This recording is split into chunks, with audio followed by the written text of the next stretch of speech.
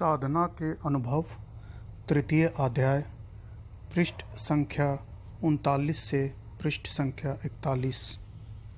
प्रत्याहार। मन का खाली कर देना या उसे गतिहीन बना देना ही निरोध कहलाता है, परंतु यह बहुत ही कठिन काम है। अनेकों इसमें फेल होते देखे जाते हैं। अनेकों बड़ी परिश्रम से कुछ सफल हो पाते हैं, मगर मौका पाते ही मन फिर चंगुल से निकल जाता है। शास्त्र इसे वायु से भी अधिक वेगवान कहते हैं।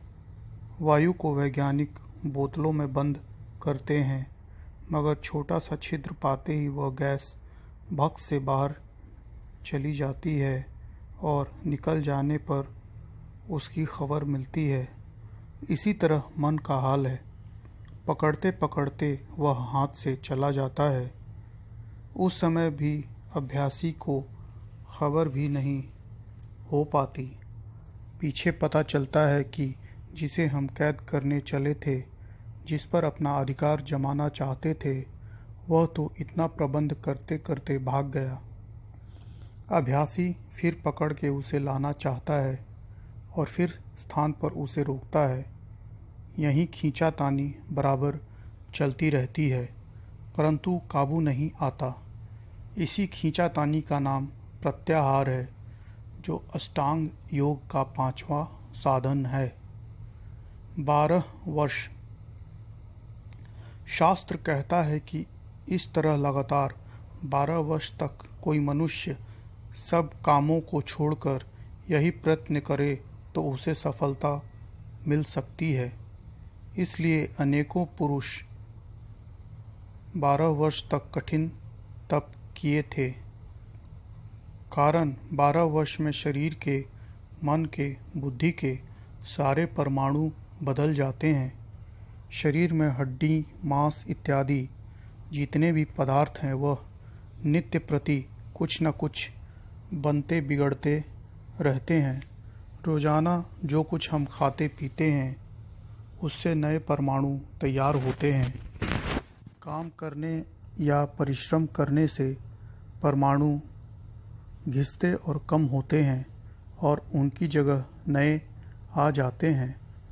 यह क्रिया हर समय हमारे अंदर होती है। बुरे कर्म करने वाले और बुरे विचार रखने वाले बुरे परमाणु बनाते हैं।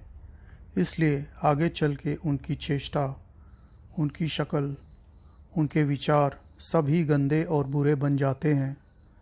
सत विचार और शुभ कर्म अच्छे परमाणु उत्पन्न करते हैं और ऐसे मनुष्य कुछ दिन पीछे शरीर से अंतःकरण से तेजवान दिखाई देते हैं। इसी सिद्धांत के अनुसार अभ्यासी की वह अवस्था जो आज है, 12 वर्ष में बिल्कुल बदल जाती है। ऐसा नियम है। इसलिए हिंदुओं में और मुसलमानों में 12 वर्ष का एक युग माना जाता है। अधिकतर महापुरुषों ने 12 वर्ष तप किए हैं। परंतु आजकल ऐसे जिज्ञासु कहाँ हैं जो 12 वर्ष तक सब कुछ छोड़ इसी के लिए प्रयत्न करते रहें। हम मेहनत नहीं कर सकते, इसके लिए कुछ त्याग भी नहीं सकते।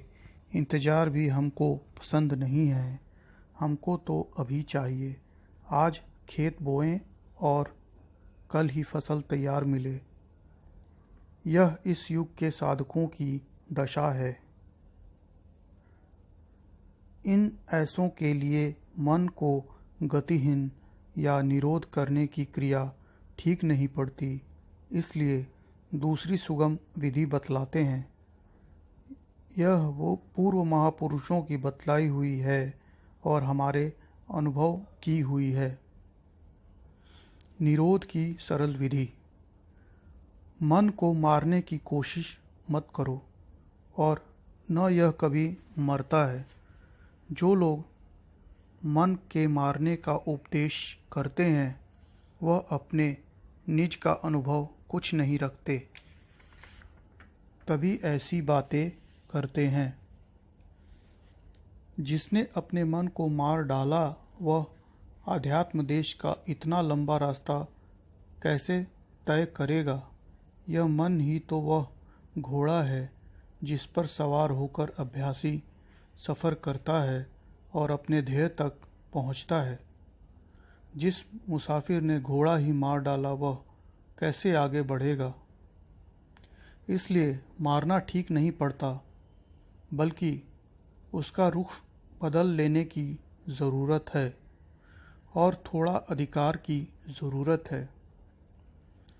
यह अब तक दक्षिण की ओर चल रहा था, अब उसका मुंह फेर कर उत्तर को कर दें, बस इतने से ही सारा काम बन जाएगा।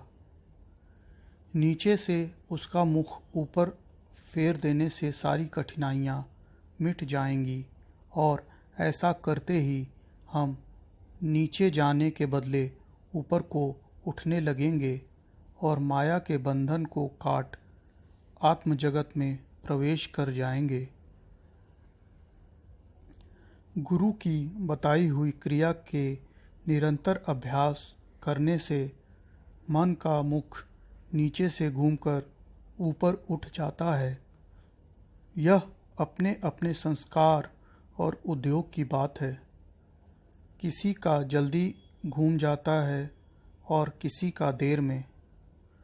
जिसके संस्कार अच्छे होते हैं, जो इस जन्म या पूर्व जन्म में कुछ आध्यात्म कर्म करते रहें, उन्हें जल्दी सफलता प्राप्त हो जाती है, और जो संसार में जकड़े हुए अब तक चले आए हैं, उन्हें कुछ समय लगता है। हिम्मत नहीं हारनी चाहिए, उपाय नहीं छोड़ना चाहिए, कामयाबी ज़रूर मिलेगी। सहायता। कभी कभी ऐसे भी अवसर अभ्यासी को देखने को मिलते हैं कि आध्यात्मिक परिश्रम करने पर भी काम होता दिखाई नहीं देता। मन अपनी पुरानी चाल को नहीं छोड़ता। उस समय अभ्यासी घबरा जाता है, उसका साहस टूट जाता है। कोई कोई इसी दशा में हिम्मत तोड़कर साधना छोड़ बैठते हैं और हमेशा के लिए उससे अलग हो जाते हैं। ऐसे मौके पर अभ्यासी के लिए सहायता की आवश्यकता होती है। यह मदद उसे अपने गुरु से मिलती है। गुरु अपनी करंट या शक्ति शिष्य को प्रदान करता है।